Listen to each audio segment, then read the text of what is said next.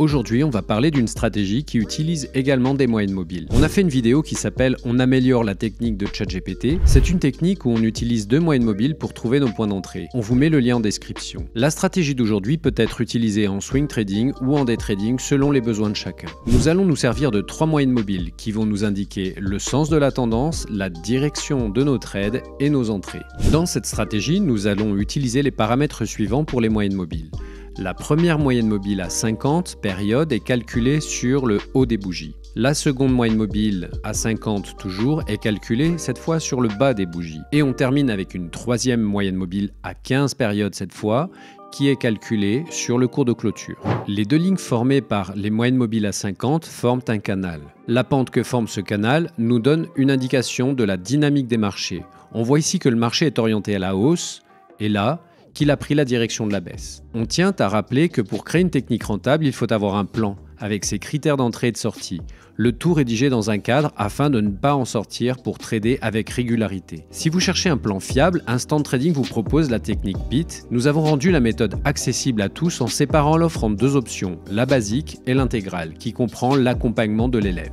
Dans la technique du canal des moyennes mobiles à 50, nous allons observer la tendance. La tendance est définie par l'orientation du canal. Dans cet exemple, à 11 h, on voit que le canal est orienté à la baisse, la tendance est donc baissière. Nous allons observer un second élément, les pullbacks du prix. On parle de pullback lorsque le prix revient dans le canal formé par les deux moyennes mobiles, ou alors lorsque le prix revient autour de la moyenne mobile à 15, entre la moyenne mobile et le canal idéalement. Le pullback est un repli effectué par le prix comme ici, le prix avance puis pullback ou encore ici et là. Ce que nous ne voulons pas voir, c'est que la moyenne mobile à 15 périodes se trouve à l'intérieur du canal lorsque nous tradons de manière générale. Récapitulons déjà ces deux points.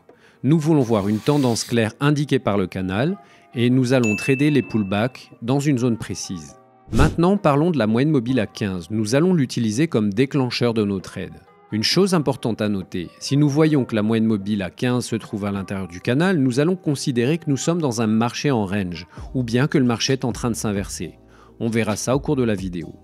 Prenons cet exemple. La tendance est établie, elle est haussière. Il faut aussi que le prix clôture au-dessus du canal. Pour un trade à l'achat, ce que nous avons besoin de voir, c'est que le prix pullback, donc qu'il revienne sous la moyenne mobile en orange. Puis que le prix clôture un bâton dans la direction opposée du pullback, comme ici, afin de pouvoir entrer notre trade. Voici quelques règles qui vont s'appliquer pour les achats, ces règles s'inverseront pour les ventes. La première question que nous devons nous poser, c'est où est le prix? Où se trouve le prix? S'il est au-dessus du canal des moyennes mobiles à 50, on va privilégier les achats. Si le prix se trouve en dessous du canal, nous ne prendrons que des ventes. Ensuite, on va se demander, est-ce que le prix a replié en dessous de la moyenne mobile à 15 périodes pour pouvoir prendre un long? Sur ce graphique, à la question où est le prix, la réponse c'est le prix se situe au-dessus du canal vers 4h10. Et donc ce que nous voulons voir pour prendre un trade, c'est que le prix replie en dessous de la moyenne mobile à 15, de la orange, qu'il fasse un pullback. C'est ce qu'il fait ici, c'est notre setup. On est dans un trend haussier, le prix pullback sous la moyenne mobile 15 et clôture sous cette même moyenne mobile. C'est ce qui est important. Maintenant, ce qu'on veut voir, c'est notre point d'entrée. Et là, il est très simple, le prix doit clôturer au-dessus de la moyenne mobile à 15. Notre entrée peut être prise au moment de la clôture de cette bougie ou bien elle peut être déclenchée par un ordre à seuil au-dessus de la clôture du même bâton. Le setup et l'entrée sont validés. Parlons du stop loss et du target. Ici, encore une fois, on peut choisir entre plusieurs options. Pour le stop loss, on peut le placer sous le dernier pic bas de 4h20 ou sous le bâton d'entrée ici ou encore sous le canal pour un stop loss initial qui pourra être réajusté selon vos trades. Pour le take profit, on peut trailer le bas du canal pour avoir un stop de sortie. On peut aussi utiliser le price action pour sortir en observant les pics hauts et bas. On a fait une vidéo d'ailleurs qui explique cela facilement. Vous trouverez le lien en description. Ou encore, comme take profit, vous pouvez utiliser un ratio de 1 pour 2 ou un ratio de 1 pour 3. Quoi que vous utilisiez, soyez constant dans votre pratique. Ne changez pas constamment, cela ne vous mènera nulle part. Le backtesting vous permettra de mettre au point vos meilleurs paramètres. Allons voir un autre graphe. Il n'y a aucune stratégie qui vous offrira 100% de taux de réussite. C'est bien illusoire de croire cela. Ce graphe-ci est un graphe en 5 minutes sur le Forex. On voit que le prix fait une impulsion vers le bas, pullback sur la moyenne mobile 15, on peut voir que le canal n'est pas encore incliné, il ne donne pas de direction. Alors libre à chacun de prendre ce trade ou de l'ignorer selon ce qu'il en a conclu lors de la mise en place de ses setups lors de son backtesting. Dans notre cas, nous allons l'ignorer et attendre que le canal s'oriente à la baisse. Ici, la clôture n'est pas franche. On attend une clôture plus visible, comme ici. Le prix remonte même jusqu'au canal. On attend qu'il clôture la moyenne mobile à 15.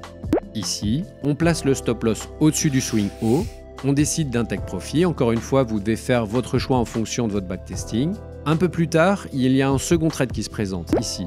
On a bien un pullback derrière la moyenne mobile 15, puis une reclôture de celle-ci. On place son stop loss et son take profit. On avance un peu sur le graphique. Le prix s'est inversé, le canal commence à s'incliner vers le haut, on va pouvoir prendre des achats. La clôture ici n'est pas vraiment franche sur ce bâton et le canal commence tout juste à s'incliner, on continue d'attendre, on attend un pullback plus franc. Il a lieu ici, on rentre quand le bâton clôture, ce trade donne une perte. On continue, le prix clôture dans le canal, puis donne une entrée sur ce grand bâton. Encore une fois, libre à chacun de prendre ce setup ou pas. On voit que la moyenne mobile est dans le canal, ce qui veut dire que le prix manque de momentum. Il est peut-être préférable d'ignorer ce signal et de prendre le suivant. Il n'y a pas d'opportunité de vente, le canal ne s'est pas incliné vers le bas. Il est même plutôt toujours orienté à la hausse. Voici une entrée qui pourrait nous donner un profit. Le prix a replié vers le canal, puis il a immédiatement clôturé dans le sens du trend, c'est-à-dire à la hausse. On peut enclencher un long ici, le setup est valide, la moyenne mobile est hors du canal et celui-ci est orienté à la hausse. Pour conclure cette vidéo sur une technique simple, on trade les pullbacks, on combine le momentum et le trend grâce au canal des moyennes mobiles à 50 et de la moyenne mobile rapide. Si vous la mettez en place correctement, vous pourrez capturer de bons mouvements haussiers, on l'a vu, ou baissiers.